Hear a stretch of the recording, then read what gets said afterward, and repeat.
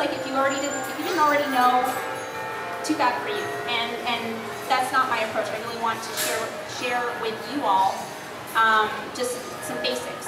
So formulating that was really difficult. I mean, we all know how to cream butter and sugar, for example, but there isn't a shorthand in jam. There isn't a term for everything in jam. So it was very challenging to come up with a language to describe that. One of the main questions also was, what is the difference between jam and marmalade and jelly?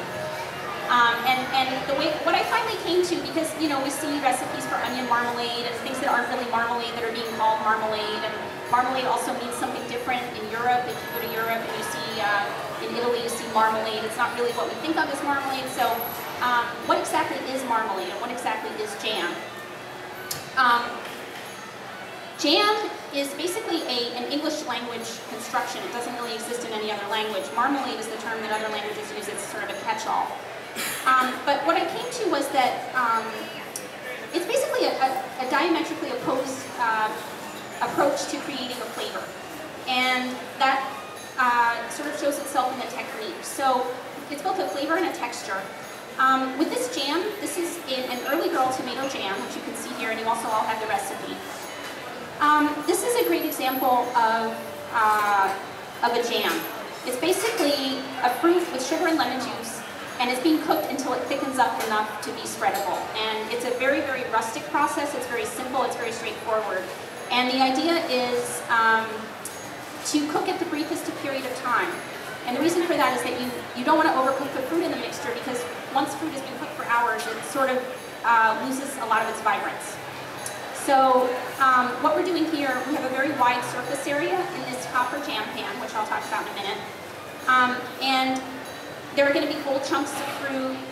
It's a very rustic texture. I mean, we've all had jam. But that's sort of the technique for jam. And there are a lot of variations on that, but that's the basis. And the idea with jam as well is that you don't want to add liquid to a jam, because you really don't want to prolong the cooking by having to then cook that liquid out. Over here, by contrast, I'm just going to switch these so I can show you what I'm talking about. Just one second.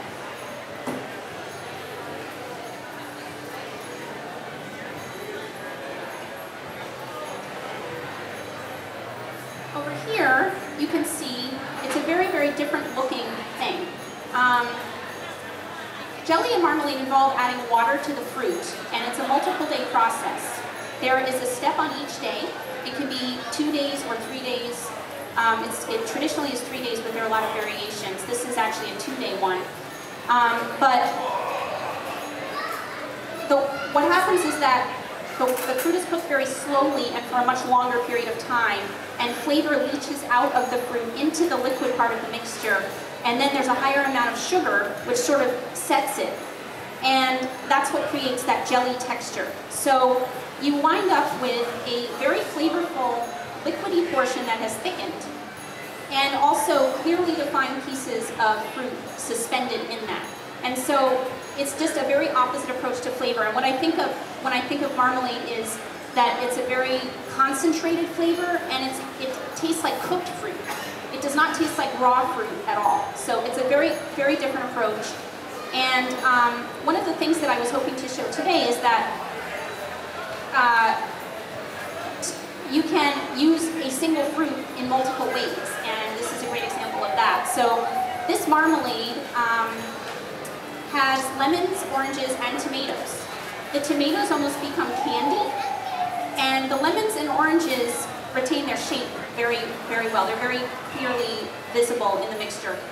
And that's very different from this jam where things just sort of thickened up and became very integrated. One of the other things about tomatoes is that they combine well with many, many, many fruits. And these are just 2 examples of what you can do with tomatoes.